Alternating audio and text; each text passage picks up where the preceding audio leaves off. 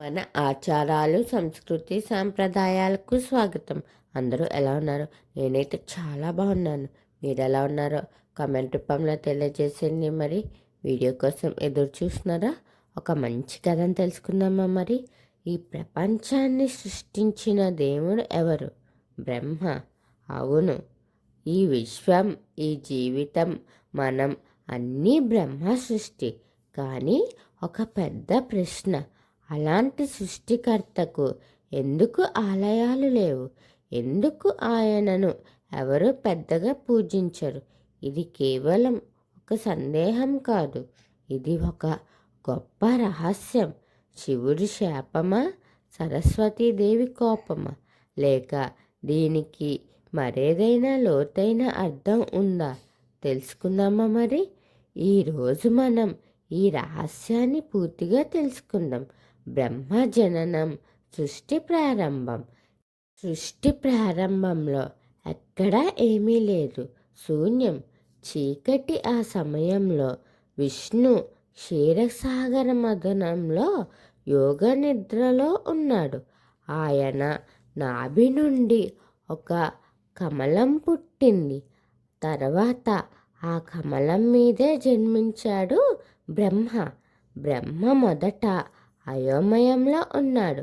నేను ఎవరు? ఇది ఏ ప్రపంచం? తర్వాత తపస్సు చేసి విష్ణువును ఆదేశంలో సృష్టి ప్రారంభించాడు. పంచభూతాలు, దేవతలు, మనుషులు ని ఆయన సృష్టి. అహంకారం శివుడి పరీక్ష. ఒకరోజు బ్రహ్మ విష్ణువు ఎవరు గొప్పవారు అని వాదన మొదలైంది. ఈ వాదన అహంకారంగా మారింది.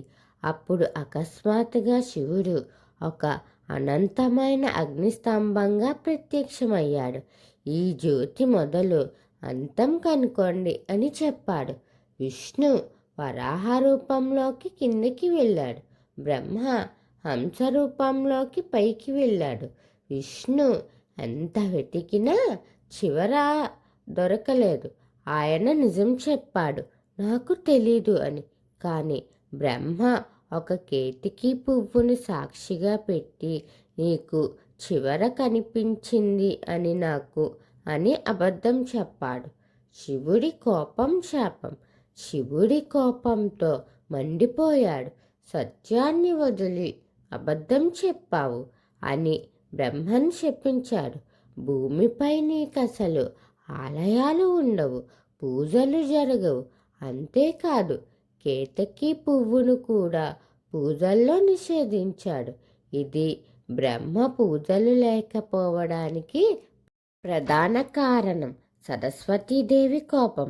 సరస్వతీదేవి బ్రహ్మదేవుని భార్య. ఒకసారి బ్రహ్మం యజ్ఞం చేయాలని నిర్ణయించాడు.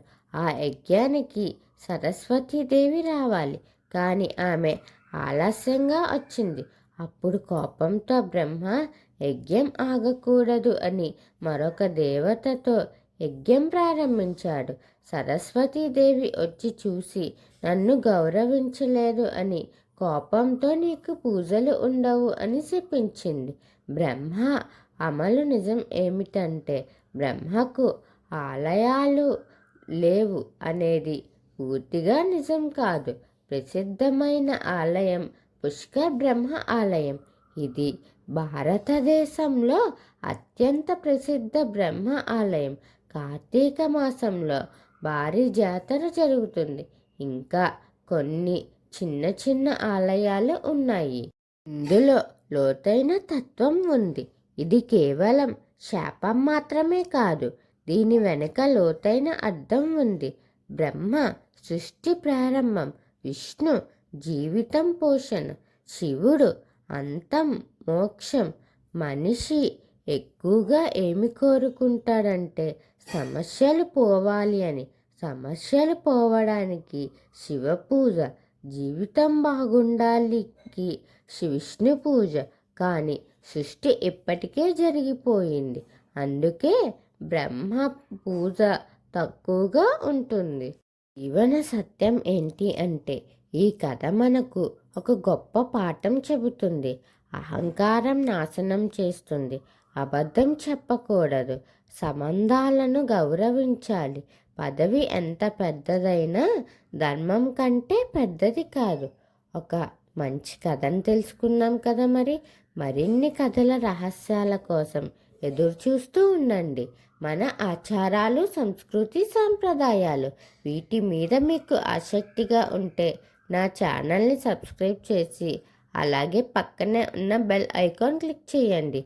నా వీడియోస్ని మీరు ఆదరించి లైక్, షేర్, కమెంట్ చేయండి. ఓం శ్రీ మాత్రే నమః.